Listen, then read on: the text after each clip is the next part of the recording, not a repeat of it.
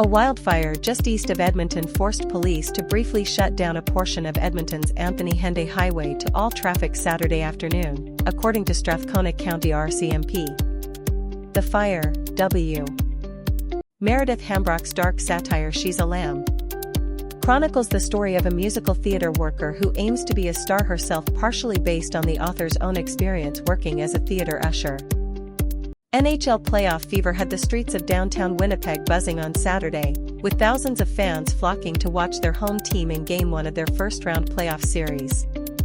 On the ice at the world champion Alyssa Liu produced a flawless routine in the women's free skate as the U.S. won its 6th gold medal at the Figure Skating World Team Trophy on Saturday in Tokyo. On the final day of Elections, Canada has announced preliminary estimates that show nearly 2 million electors voted Friday, the first day of advance polls.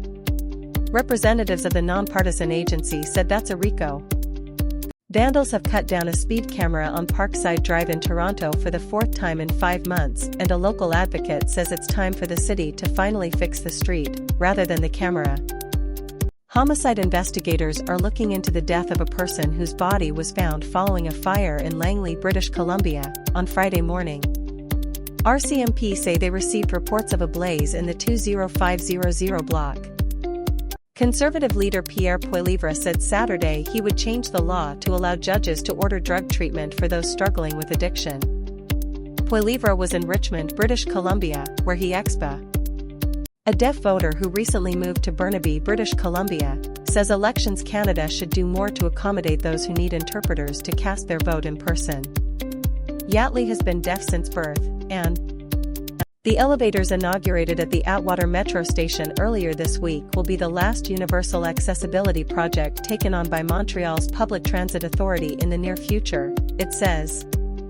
The New Democratic Party is promising to raise about $94.5 billion by taxing the extremely wealthy, a plan designed to help finance tens of billions in new spending, deliver a tax cut for workers and, citing humanitarian reasons, Russian President Vladimir Putin announced a temporary Easter ceasefire in Ukraine starting Saturday, as Russia and Ukraine swapped hundreds of captured soldiers in the L. Kelly Panik scored to rally the United States past the host Czech Republic 2-1 and into the final at the Women's Hockey World Championship on Saturday in Česk-Budějovice. In Sunday's final, the U.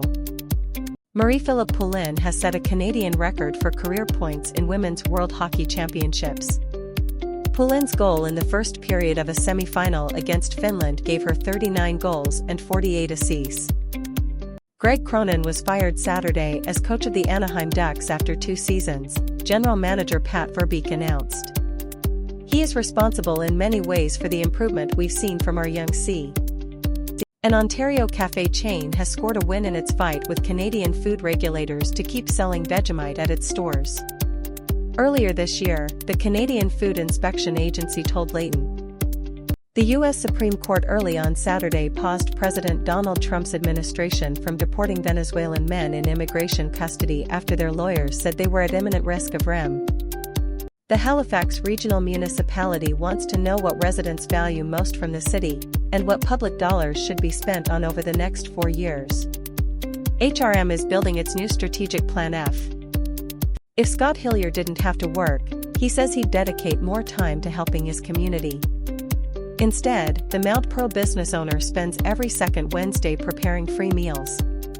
The Liberal Party of Canada is promising nearly $130 billion in new measures over the next 4 years that, when combined with existing spending, will add $225 billion to the federal debt. In the F.